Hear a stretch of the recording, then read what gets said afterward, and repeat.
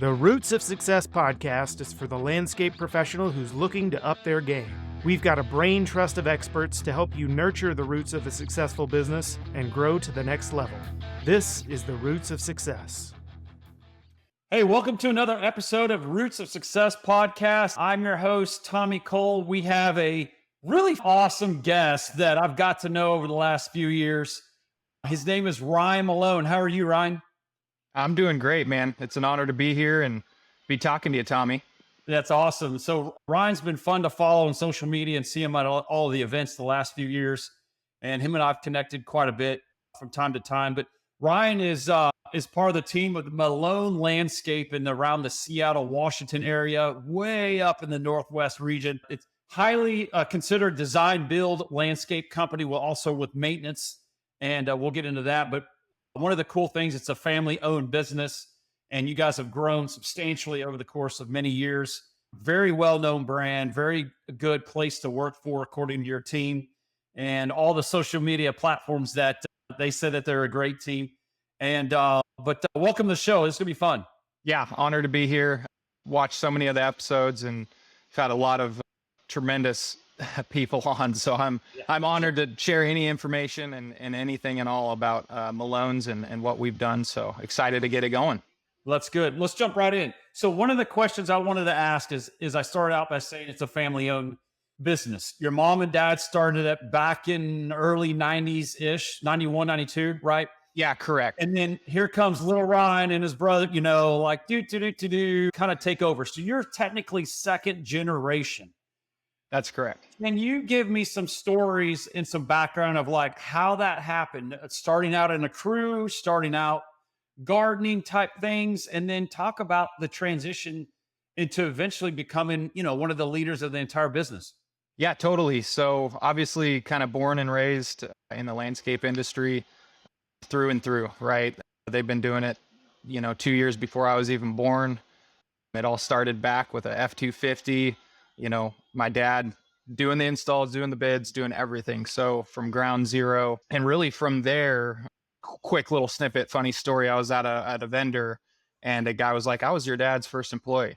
And I was like, that is crazy. Wow. And he could remember me driving around in the truck in the F-250, going from job to job with my dad. So through and through, that's kind of where it started.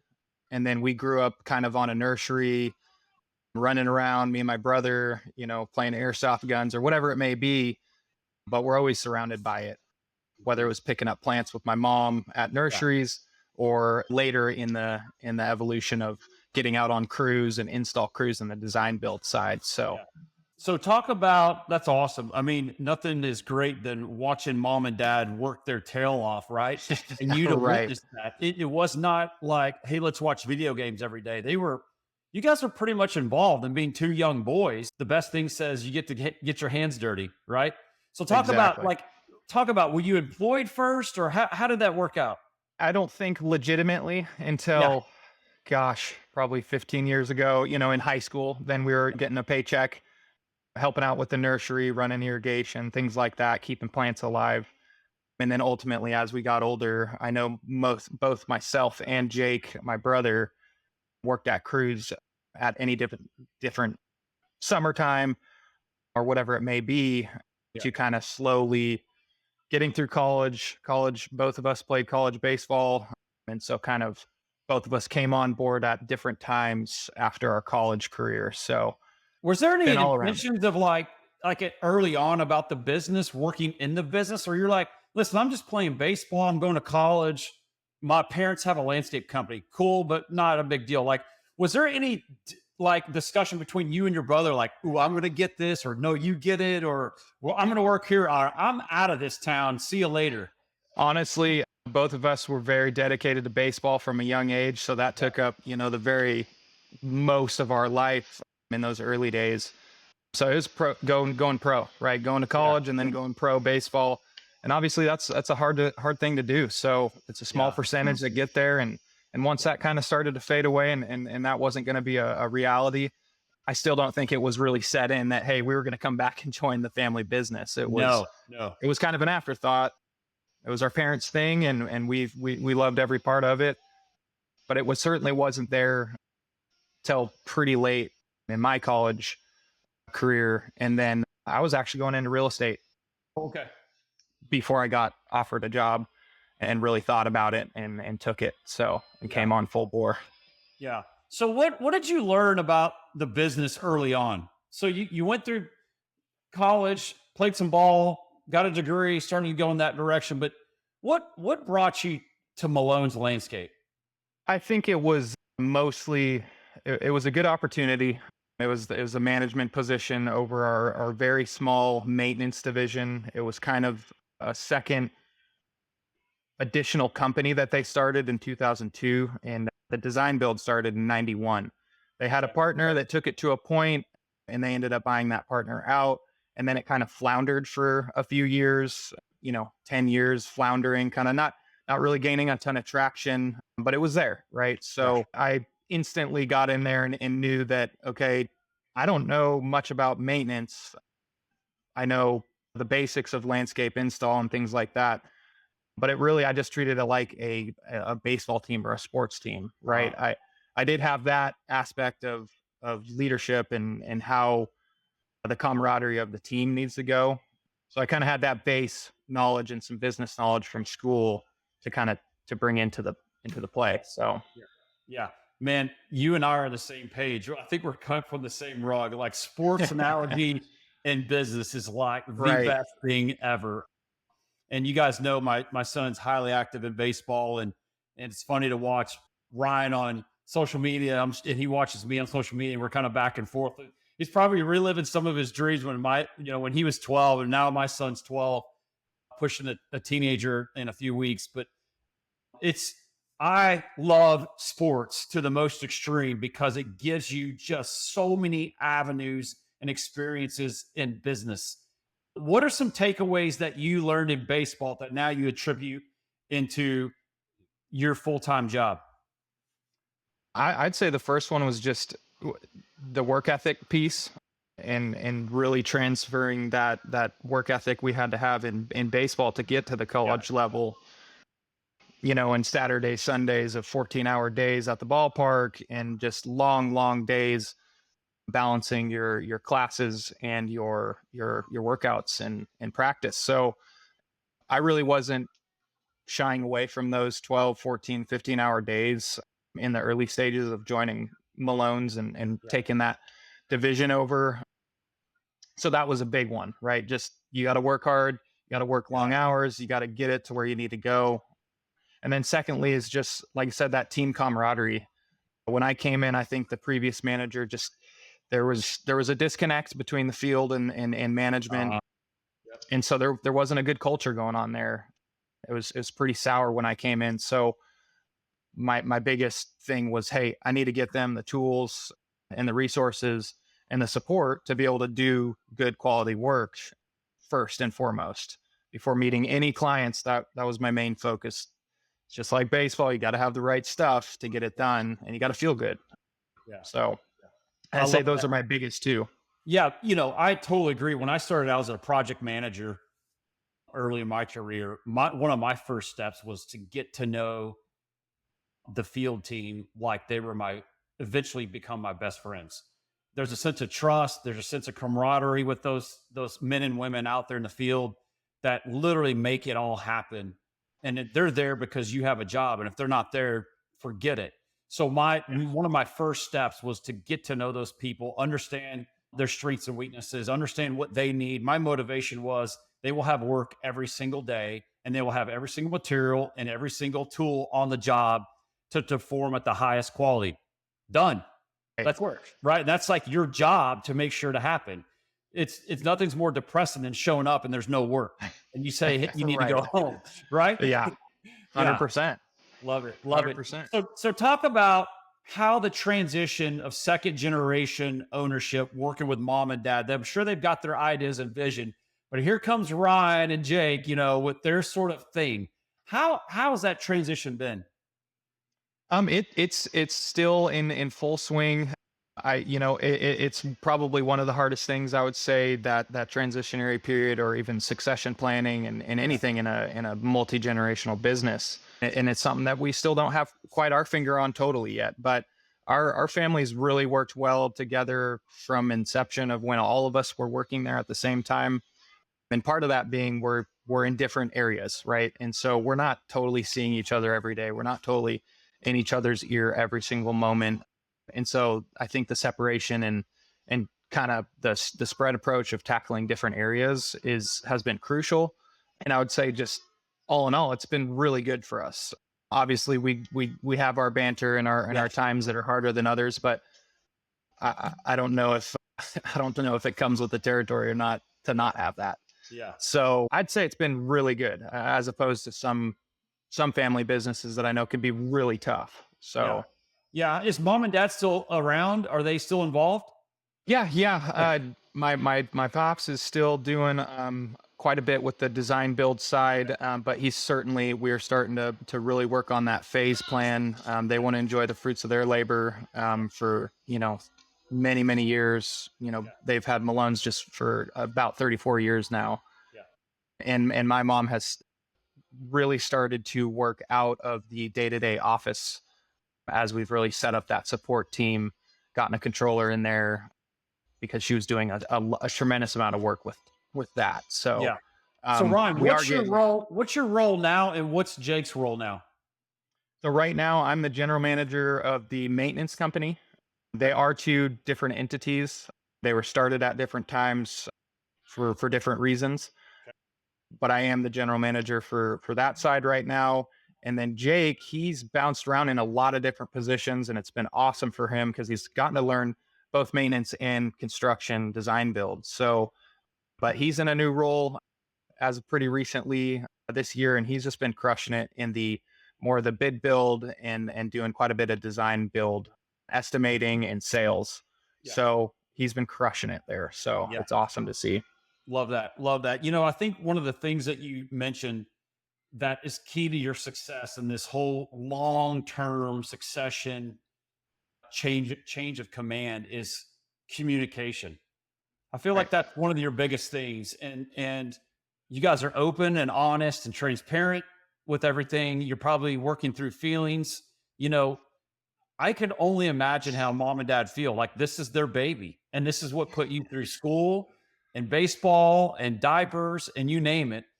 Right. But they want the best for you two boys. And there's going to be a little bit of, some bumps in the road along the way of vision and execution, but communication is probably the single biggest important things of how you guys are feeling and how you implement new things. Is that correct?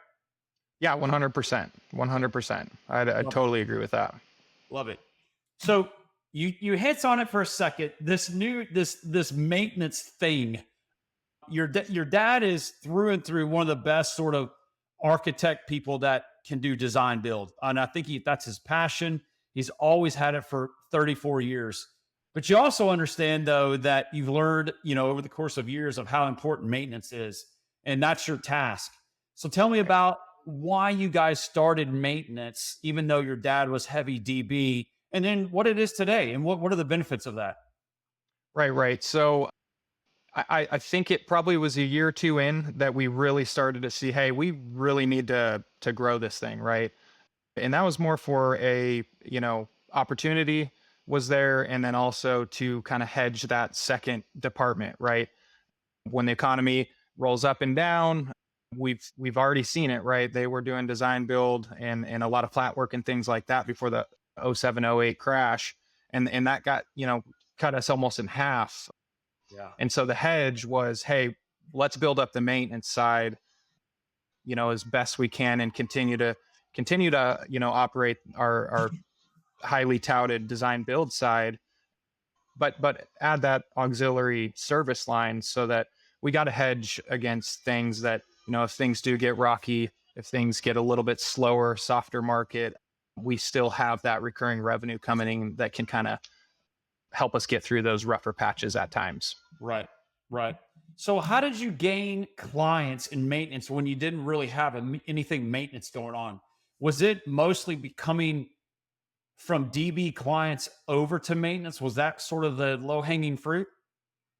So I would say they're a combination of that. Yes. Some of those DB clients were coming over And then we really brought on, actually the year before I came on, my dad hired one of my biggest mentors and probably one of our best sales guys ever on the maintenance side, and that's Jeff Jacobson. He's still with us now, but he was a heavy hand in just beating the pavement, getting indoors, and getting our name out there.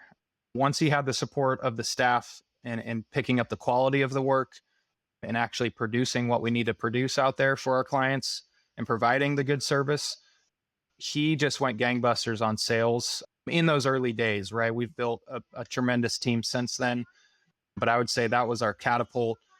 And then myself on the back end was just more helping with account management and keeping operations flowing in a good manner. So, and supporting that field first team. So was Jeff commercial sales, business development salesperson? Tell me about that. What does banging down doors, hitting the pavement mean to you?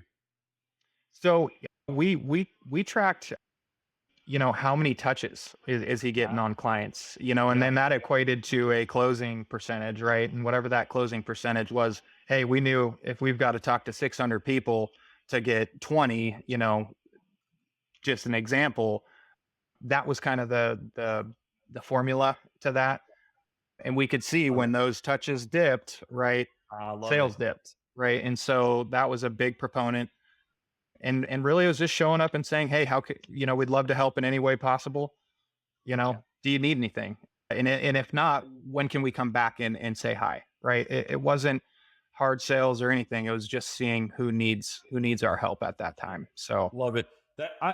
I love, it's almost like grassroots, right? I love that term grassroots. Is like, you're not going to get a whole lot of sales by sending one email. Right. You're going to get a whole lot on, a marketing thing that you send out a few email blasts or social media. But exactly. What you do get a lot of is the person-to-person contact touches, right? And the consistency. If you guys went out one time and nothing happened, well, then the expectation should be zero. But yeah, I love the fact that it's just hit the pavement and get out there and get your face out there and get in front of clients, potential clients. Right. And then from there, it just built off organic, right? So once we started getting a lot more clients in the door and really taking good care of them and being responsive, that was kind of the special mix there, right? And that organically took us to just a whole nother level of growth that didn't necessarily need as much pavement beaten. So yeah, love it. So what was it when you started, and what is maintenance to this day as far as crews and trucks, that sort of thing? Yeah, when I came on, we probably had right around 3 to 4 crews, maintenance crews running out, and about I would call it a 0.5 to 1 truck doing enhancement work. Yeah. And then we had 1 irrigation guy. So pretty humble, small beginnings. Better than most. So I was very fortunate to walk into something that was kind of, had the bones there to work with. Yeah. And then from there, looking at us today, we've got just around 19, 20 maintenance crews running out on any given day, 3 enhancement crews, and just about 6 irrigation technicians running at any given moment. Wow. That's awesome. That's great. So you mentioned something that was interesting, the 0.5 to 1 ratio on enhancements. That was back in the day. What is it now?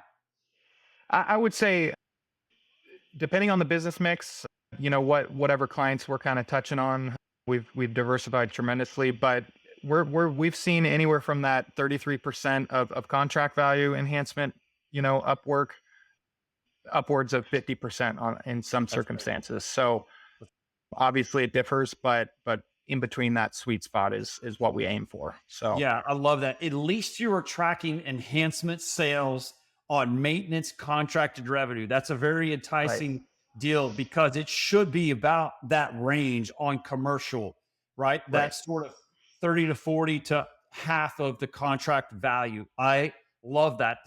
And when things start to dip down, you got to go, okay, what do we do to get back up? Right. For sure. Love it. So interesting couple of things. You had a baby.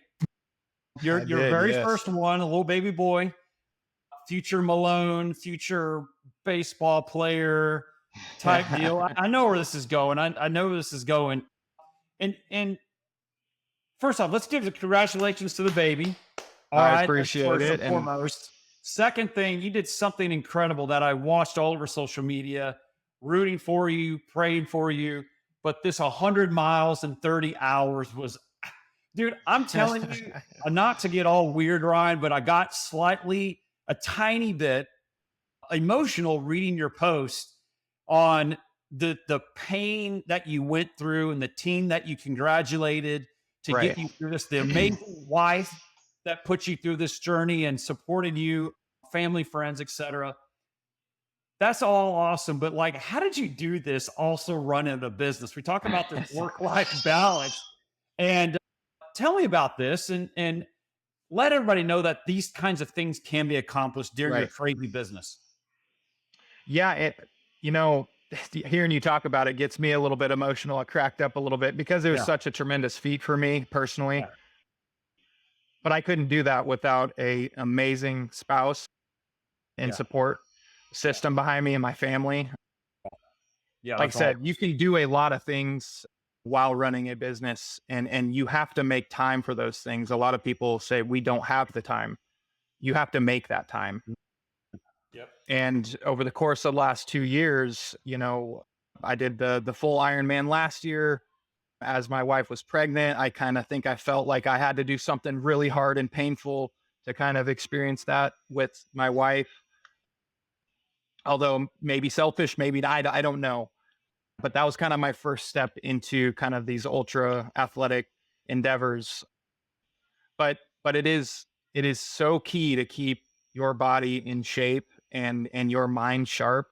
And I think that's one of the biggest things that we forget about as business owners or entrepreneurs or even management staff is, hey, we lose sight of taking care of ourselves. I don't know how I would run this business if I did not exercise and keep that mental edge, because I think I would just self-indulge or be eating too much and drinking too much, and then you just feel like crap. So that is a huge thing for me, and I wish I could help more people figure out how to make time for themselves to do these types of things. Yeah. You don't have to go run 100 miles, you don't have to go do any of that stuff. That's for me. But it helps me know that, hey, if I can accomplish this, getting through the business cycle and the business life and the grit and the hardship that you're going to go through and the ebbs and flows and ups and downs of this business, it's helped me tremendously with the mental side of things. Yeah. So That's good. that's my That's biggest good. thing. Yeah. Yeah. Make time. I 100% agree with you. I would say, a little bit of advice to you, Ryan, is keep doing what you're doing, in my opinion, and Right. things will shine for others, because keep posting the stuff of the insane ice baths that you're doing, breaking the ice, and keep that going, because if you stop that stuff, then it goes away for everybody else. And I had someone recently, tell me they love to follow the journey of whatever I'm doing. And I'm like, well, that's Right. weird. All I'm doing is posting things about my life that I enjoy. And I want to look back on and go, man, look at all the fun things that you did with yourself and your family. That's really Right. all I'm doing. Right. But people love that. It's motivating. So I 100% agree with you, Ryan. Like, take care of your damn body at the end of the Yeah. day as a business 100%. owner. I can't express that. Everywhere I travel for peer groups and speaking engagements, you can always find me in the gym. Always. 100%. Always, Right? every time. You'll always find me. And I'm always like, I'll see you in the gym, 5 a.m. I'll be there. There might be one or two at best, but I want to, have that ingrained in everyone's head that it can be done, even when we travel and 100%. have these crazy lives. But I feel like that's the backbone to stay sharp mentally and physically. So Right. keep it going, Ryan. It's Yeah. No, I incredible. appreciate it, man. It's a lifestyle for sure, but I think it's very conducive to good results. So Yeah. Yeah. Good things will come out of it. If the hardest thing is getting up early and working out, I'm telling you that the rest of the day is a cakewalk at the end of the day, right? Exactly. Good stuff. Hey, so moving on, let's switch gears slightly. So peer groups, you got in this thing called peer groups. Like, what the heck? You guys have changed a lot. It's been 100%. so fun to see talking to your coaches and seeing you update and then seeing you at the summit, each year. But like, tell me about some of the things that's made an impact on your life and your business and with your family. Yeah, 100%. I can still remember the day I walked into my dad's office and I had the magazine, the landscape management magazine. And there's a guy I kept seeing on there, Marty Grunder, Yeah. kept coming up and coming up, coming up. And I was like, There's something. hey, Pops, we gotta go to this growth conference, right? It's like the second year they did it or something like that. And we just got to go see what this is all about. Worst comes to worst, we learn a little bit and we go home. Right. So Right. that was kind of the jumping off point of, hey, let's go to a conference. We hadn't done anything kind of like that. So went there, and then we ended up meeting Jim and Jason and the whole team with McFarland Stanford and the Grow Group. And that kind of introduced us to the peer group concept. I'd kind of heard about them, and you hear about masterminds and things like that, but I never really crossed my mind. And gosh, I don't know where we would be if I hadn't gotten my dad to sign, like, let's sign up for this peer group and let's do it. Let's just go all in and get around a group of owners and like-minded individuals facilitated by great consultants like yourself. Holy crap, that can speed up your success and your growth of your company and where you're trying to go. So be honest, was your dad like, what are you smoking, Ryan? Like, is this, he's gotta be. He's like, well, I've been doing this for 30 years. Why do we need that? Yeah. What are they going to tell me that I don't know? He's already know. Right. So, but how many times do you get to go kind of rifle through the underwear drawer of another company in another state doing the same things you're doing. Right. And whether it's just a little tweak here or a little idea that you can kind of put your own spin on it, man, it means the world to be able to be around these guys in our group and really grow together with them. Yeah. And then talk to other guys in other groups as well. And gosh, I think Jim and Jason have broke me of all my bad habits, or almost broke me of all my bad habits and how I speak and how I talk, and have taught me invaluable amount of information. So I would agree. It's interesting. You can learn a bunch of things, going to conferences and being in a peer group. But one of the things that I'm impressed with you and your team the most is you actually go back and do something. Right. You go try it. You go do it. And and then we ask, how's it going? You're like, well, it's going, but I don't, I'm not sure. So that's been great. The second thing that's also been good is your group's been together for a really long time. And that's good. Right. You've got some unbelievable friendship that is going to last, I mean, literally forever. Talk about the friendships that you guys had over the years that you could probably pick up the phone at any point, any given day or night to anyone in your group and go, I'm sucking wind right now. Help me out, right? 100%. We kind of call it almost like it's like a brotherhood, right? It's like you get so close with these guys over dinners and over the, breaking down problems and coming up with solutions for each other. And I am, gosh, so thankful for our group and for all of the future success of that group. Yeah. And there's nothing really like it, right? You can compare it to maybe a baseball team or a college team, things like that, where you're really meeting with these guys and seeing them all the time.